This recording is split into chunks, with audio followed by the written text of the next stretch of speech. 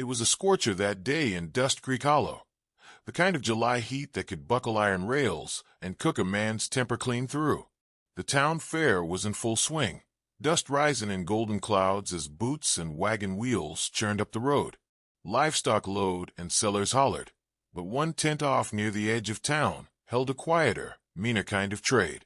It was the auction.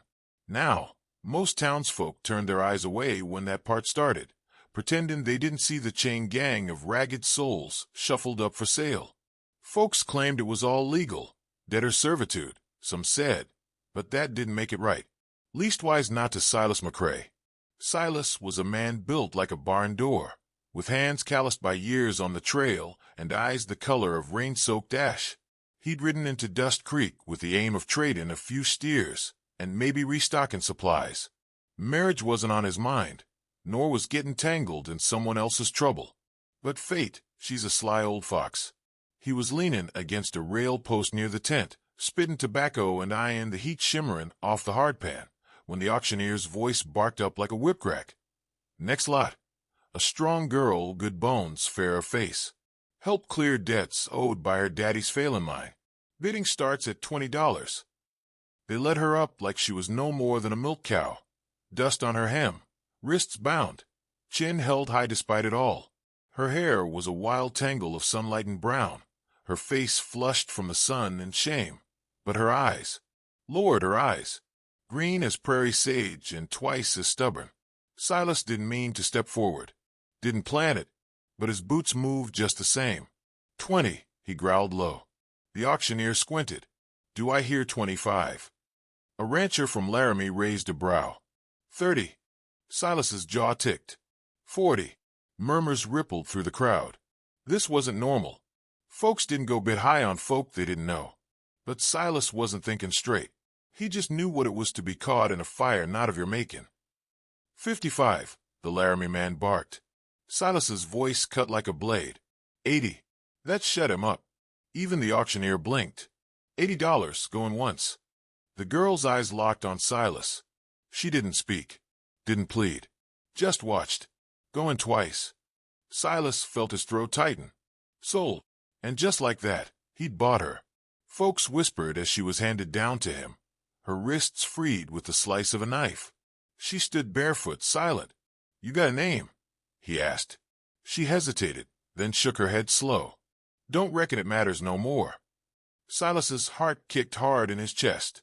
He rubbed the back of his neck, sudden-like, unsure what to do next. Well, reckon it matters to me, he said, voice rougher than he liked.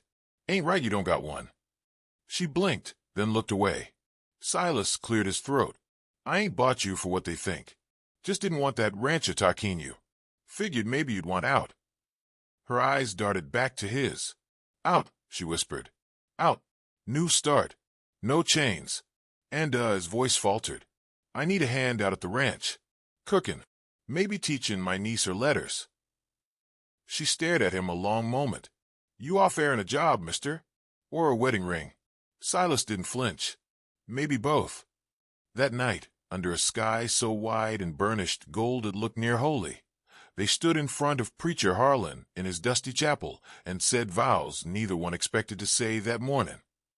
She still didn't offer her name, and he didn't press her, but deep in his bones, Silas knew. He hadn't saved her. Not really. No, ma'am. She was going to save them both. The ride out to Silas's ranch was a quiet one. The girl, his wife now, leastwise in the eyes of the law, sat stiff in the wagon, hands folded in her lap, eyes fixed on the road ahead like it might bite her. The sun was still high, casting long shadows through the cottonwoods and filling the world with that gold-dusted glow only summer can manage. Silas gave her space.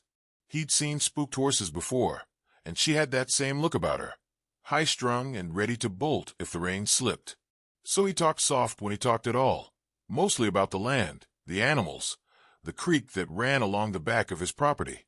By the time the ranch house came into view, a low-slung thing with a leaning porch and a chimney that leaned even harder, she shifted a little. Not relaxed, just less braced. This it? She asked, voice scratching, like a match on old wood. This is it. Silas nodded. Ain't much, but it's mine. Ours now, I reckon." He didn't say it to scare her. Just a plain truth. She nodded slow and stepped down off the wagon without help.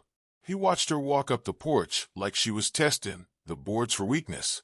She didn't ask which room was hers. Didn't ask if she'd be sleeping in his bed, either. They ate supper on the porch, beans, bacon, cornbread, and for a long while, the only sound was the crackle of the oil lamp and the hum of crickets. Then, sudden-like, she asked, "Why'd you do it?" Silas didn't pretend to misunderstand. "Because you didn't belong there," he said. "Because I seen men like that rancher before. Seen what they do when they think they got claim over something or someone." She looked at him sideways. "And you don't think you do?" Silas shook his head. "No, ma'am. I bought you out of a bind, not for keeping." Something flickered in her eyes. Not trust, no, not yet, but a sort of wary curiosity. Like maybe she hadn't expected him to say that. "You married me," she said, voice quiet. "I did." He nodded. "Didn't want tongues wagging more'n they would anyway. Figured better to give you my name than let him call you worse." She looked down at her hands.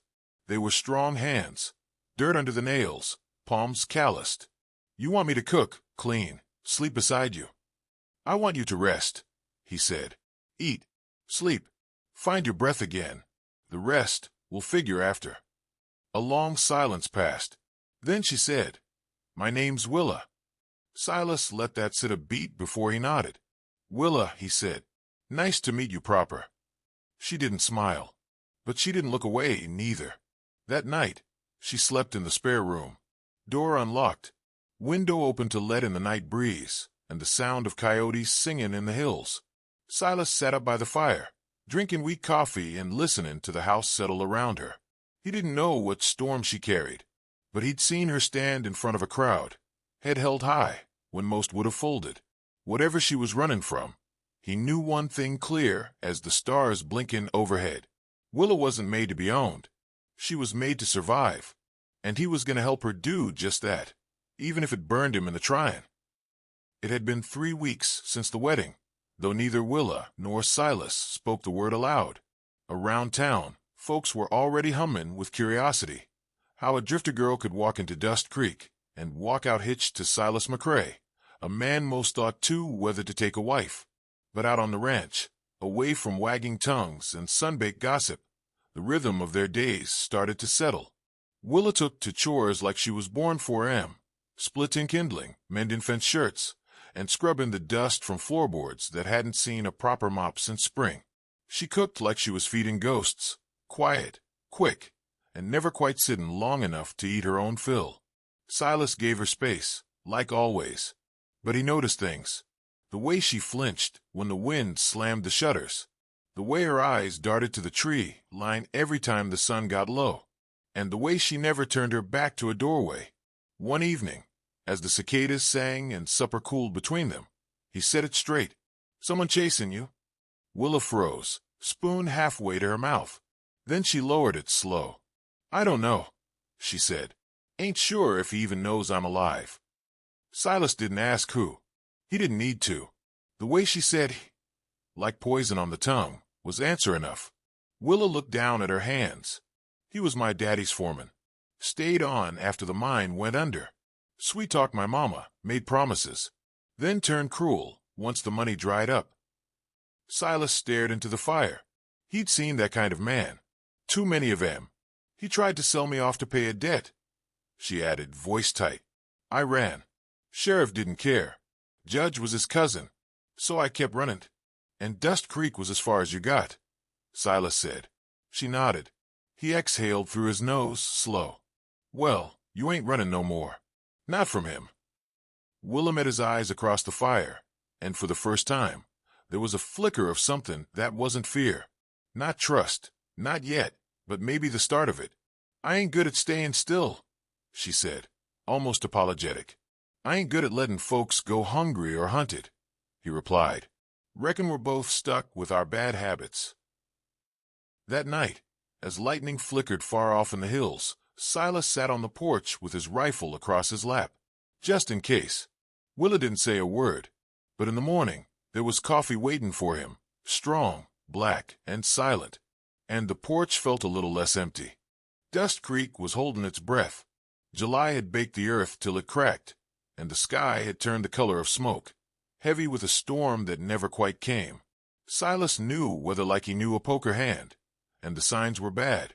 But storms didn't just come from the sky. They came on horseback, too. That particular morning, Willow was at the edge of the chicken coop, apron full of eggs, when she saw the rider. Lone figure on a tall, black horse. Dust-caked boots. Hat pulled low. Her blood turned to ice. Silas was working near the barn. Saw the look on her face before he ever turned to see the man. He stood straight, wiped his hands on his trousers, and met the stranger halfway up the yard. The man swung down from the saddle like he owned the dirt. His voice was smooth, oily. "Name's Cole Briggs," he said, flashing yellow teeth. "Looking for a runaway. Pretty girl. Answers to Willa most times." Silas didn't blink. "Ain't no runaways here. Just my wife." Briggs's grin didn't slip, but his eyes darkened. "See, now that's curious. 'Cause Willa don't have no kin out this way. No folks neither. She's just a debt-marked girl what vanished in the night with 2 saddlebags and no sense." "She's got my name now," Silas said. "That's all the kin she needs." Behind him, Willa had set the basket down. Her hands were trembling, but her chin was high. Briggs's hand dropped near his holster. "I'm authorized to retrieve her. Lawfully." Silas stepped forward. "You aim to draw on my land?" Briggs hesitated, weighed his odds, then smiled cold. "Maybe I'll come back with a writ. Dust Creek's got no sheriff. Law's a little loose out here." "You come back," Silas said low. "Bring a coffin, not paper." Briggs mounted up, his horse wheeling with a snort.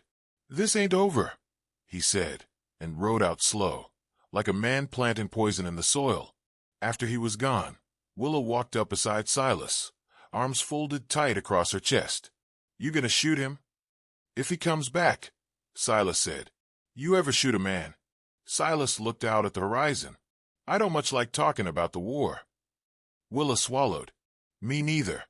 They stood there, 2 people tied together by something no preacher could name, the kind of bond forged not by love, not yet, but by fire and fear and grit. That night, Silas locked the doors, loaded his rifle, and placed a second pistol on the table where Willa could reach it. She didn't thank him, but when he sat down on the edge of the bedroll in the spare room, she brought him a blanket, didn't say a word, just left it there and walked away. But Silas understood. In her silence was the loudest thing he'd heard all day. Briggs didn't come back that night, nor the next, but every day his absence stretched longer, the tighter the air got on the ranch, like the land itself was waiting for something ugly to arrive. Willa didn't sleep much. Silas saw the dark under her eyes, the twitch in her shoulders, whenever a bird startled the coop. But she worked just the same, mended a saddle, canned beans for winter, even whittled herself a hairpin out of cedar. Silas left her be, but not too far, and one day, when she was checking the fence line, she came across his tracks beside hers. Not the ones from that morning, older ones, like he'd walked behind her the day before. Quiet, watchful. She didn't mention it, but that night, she set 2 places at the table instead of 1. Then came the fire. Silas was fixing the wagon axle when the smoke rose in the north pasture, thick and black as sin. He grabbed the bucket and tore across the yard, but it wasn't an accident. It was a message. The fire had been set where he kept his hay stacked, right against the corral fence. Horses were spooked. One had bolted. Silas beat the flames back with burlap sacks, lungs burning, arms screaming. But it weren't enough.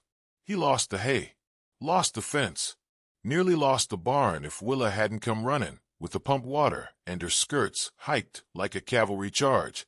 Afterward, they sat in the dirt, smoke still curling around him. "You think it was him?" she asked. Silas nodded. She pulled her knees up and rested her chin on them. "I didn't mean for you to get burned in my fire." Silas wiped ash from his brow. "Don't matter what you meant. You're here now, and I'm in it." "Why?" she asked, not looking at him. He didn't answer right away, just stared at the scorched wood, the black scars left behind. Then, in a voice low as thunder on the plains, he said, Because you looked at me like I was more than just another man in the crowd.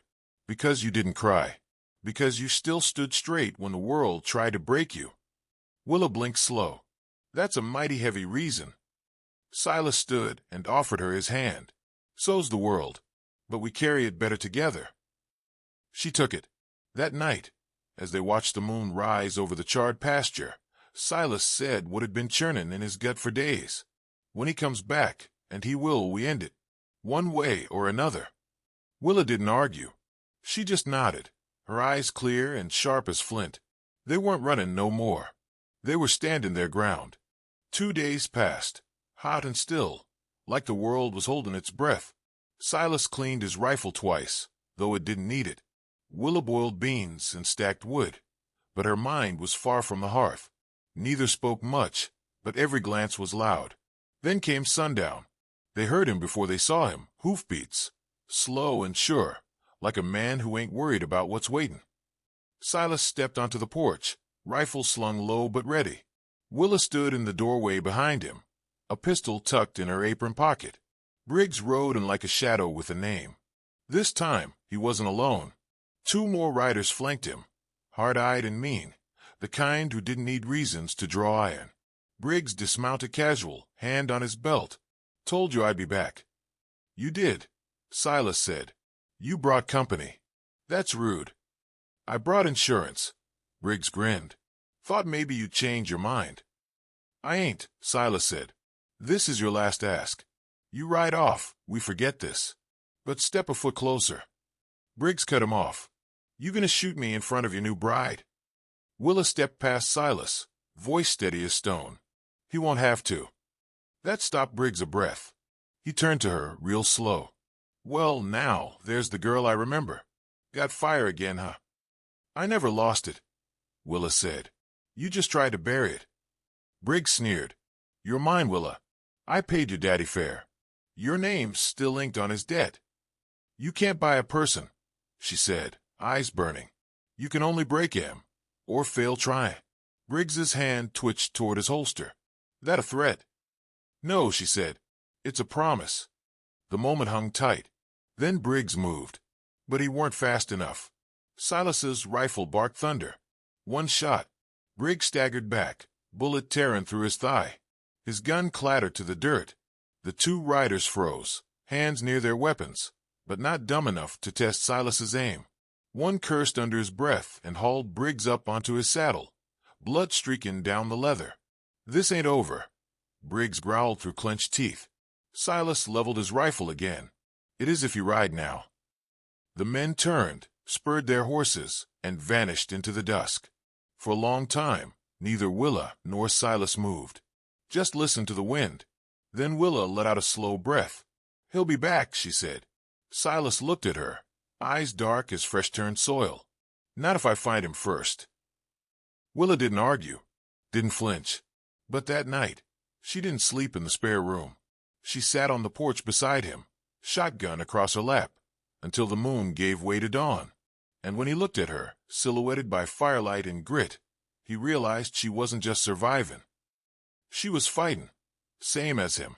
And together, they just might win. Briggs didn't return. Maybe it was the bullet in his leg, or the fire in Willa's eyes. But Silas reckoned the man had finally learned the one lesson no outlaw likes to admit. Some folks ain't worth messing with, especially when they've got nothing left to lose, and someone left to protect. Weeks passed. Summer stretched long and hot, but the ranch healed. The fence got fixed. The barn painted, though the scorch marks stayed on one side as a reminder. The corral filled again slowly, with a pair of Mustangs Silas traded for in town. Willa named him Smoke and Blue. She laughed when she said it. It was the first time he'd heard that sound. Dust Creek's tongue's cool, too. Maybe it was the way Silas started showing up regular at the feed store with Willa by his side, her shoulders squared like a woman who dared someone to speak wrong. Or maybe folks just got used to the sight of her on his arm, a shotgun across her saddle, and a wedding ring she now wore with quiet pride. They never talked about love. Not in so many words. But Silas started calling her Willa mine when they were alone. And she started saying we when she spoke of the land she read in the evenings, curled by the fire, boots propped up like she'd always been there. Sometimes she'd hum a tune, old, soft, and southern. Silas didn't know the words, but the sound of it settled his bones. Then one morning, long after the danger had passed, Willa found him on the porch, scribbling on a piece of paper. "What's that?" she asked. He looked up sheepish. "Letter to the circuit judge. Thought I'd see about buying you legal freedom. Getting that debt struck clean." Willa stared at him. Something caught in her throat. "You don't have to," she whispered. "I know," Silas said, "but I want to." She took the paper from his hand, folded it careful, and kissed him once, quick and warm, like the sun peek in through storm clouds. That night, they sat beneath the stars, backs against the haystack, fingers tangled. "What would you have done?" Willa asked, "if I hadn't spoken up at the auction?" Silas grinned, slow. "Would have bought you anyway, even without knowing my name." He turned to her, eyes soft. "Reckon I didn't need it. I saw your fight. That was enough." She smiled, the kind that could chase shadows. And just like that, two lost souls, bound by dust, fire, and a marriage made in haste, found a kind of peace neither of them expected. Not a fairy tale, not happily ever after, but better, real, the kind you build, day by day, under a wide western sky.